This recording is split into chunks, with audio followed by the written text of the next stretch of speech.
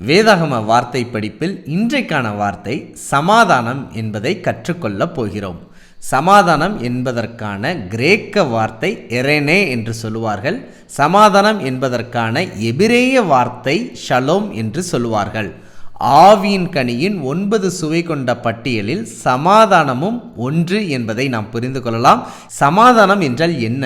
சமாதானம் நமக்குள் இருக்கிறதா இல்லையா என்பதை எப்படி தெரிந்து கொள்வது?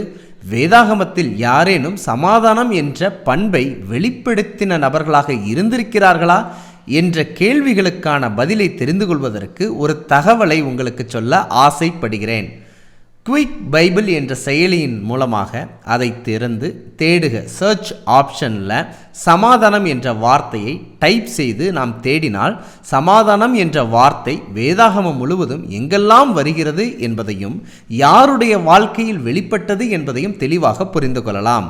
அதிலிருந்து 2 வசனத்தை எடுத்து நான் வாசிக்கிறேன். அதிலிருந்து சமாதானம் என்றால் என்ன என்பதை தெளிவாக நாம் புரிந்து கொள்ளலாம்.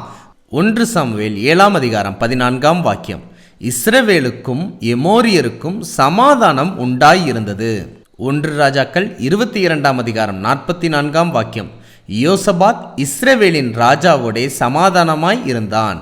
இந்த 2 வசனங்களையும் வைத்து நாம் பார்க்கும்போது இஸ்ரவேலருக்கும் எமோரியருக்கும் இடையே சண்டை இல்லை, பிரச்சனை இல்லை, ஒரு நல்ல உறவு இருக்கிறது. அதனால் அவர்கள் சமாதானத்தோடு இருந்தார்கள் என்று வேதாகமம் கூறுகிறது. யோசபாத்துக்கும் இஸ்ரவேலின் ராஜாவுக்கும் இடையே சண்டை இல்லை, பிரச்சனைகள் இல்லை, நல்ல உறவு இருந்தது. அதனால் சமாதானத்தோடு இருந்தார்கள் என்று வேதாகமம் கூறுகிறது.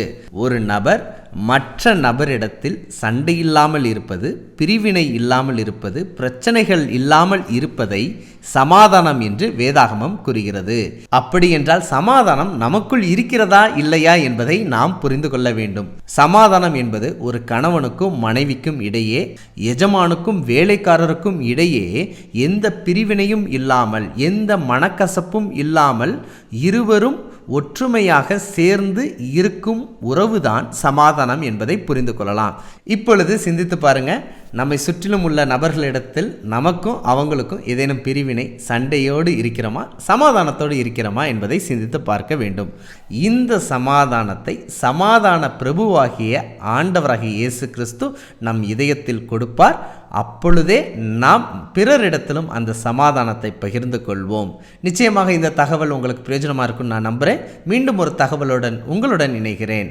இப்படிப்பட்ட வேதாகம ஆச்சரியங்களை தெரிந்து கொள்ள எங்களுடைய சேனலை சப்ஸ்கிரைப் பண்ணுங்க.